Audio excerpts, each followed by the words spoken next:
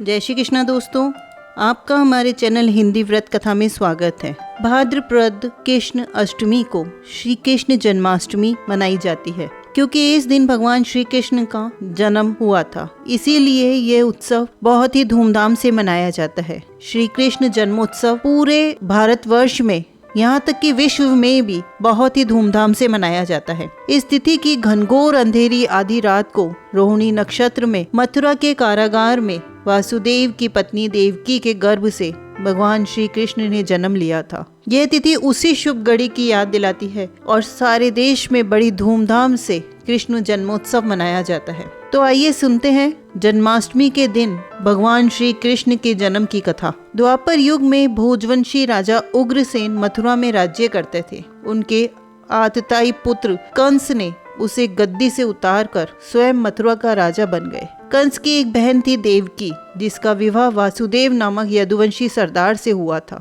एक समय कंस अपनी बहन देवकी को उसकी ससुराल पहुंचाने जा रहा था कि रास्ते में आकाशवाणी हुई, हे कंस, जिस देवकी को तू बड़े प्रेम से ले जा रहा है, उसी में तेरा काल बसता है। इसी के गर्भ से उत्पन्न 8वां बालक तेरा वध करेगा। यह सुनकर कंस वासुदेव को मारने के लिए तत्पर हो गया।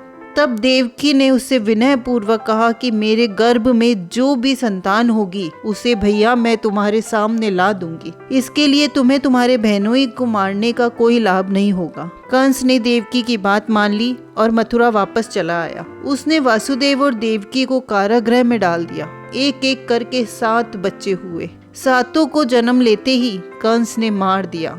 जब 8वां बच्चा होने वाला था तो कारागार में बहुत ही कड़े पहरे बैठा दिए गए। उसी समय नंद की पत्नी, जो कि नंदगांव में रहती थी, यशोदा को भी बच्चा होने वाला था। उन्होंने वासुदेव देवकी के दुख जीवन को देख 8वें बच्चे की रक्षा का उपाय रचा।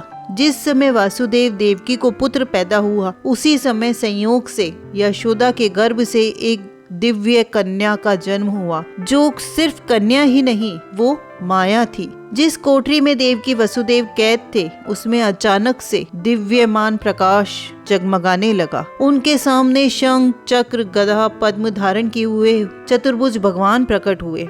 दोनों भगवान के चरणों में गिर पड़े।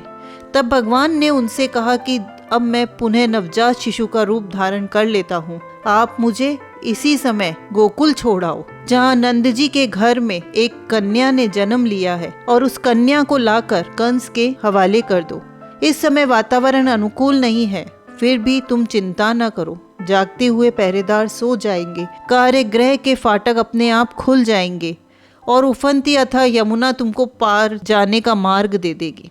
उसी समय वासुदेव नवजात शिशु रूप श्री कृष्ण को एक टोकरी में रखकर कारागृह से निकल पड़े और अथाह यमुना को पार कर नंद जी के घर पहुंचे, जहां उन्होंने नवजात शिशु को यशोदा के साथ सुला दिया और कन्या को लेकर मथुरा आ गए। कारागृह के फाटक वापस अपने आप बंद हो गए।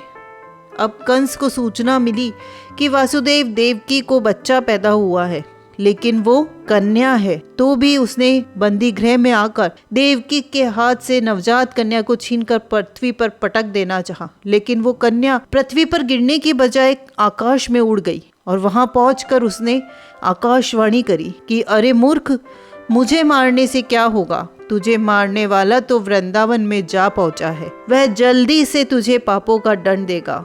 तो यही है श्री कृष्ण के जन्म की कथा। तो बोलिए कृष्ण भगवान की जय हो। तो दोस्तों, आपको ये कहानी, ये जानकारी अच्छी लगी हो तो प्लीज़ लाइक करें, कमेंट करके हमें प्रोत्साहित करें और हमारे चैनल को सब्सक्राइब करें। धन्यवाद।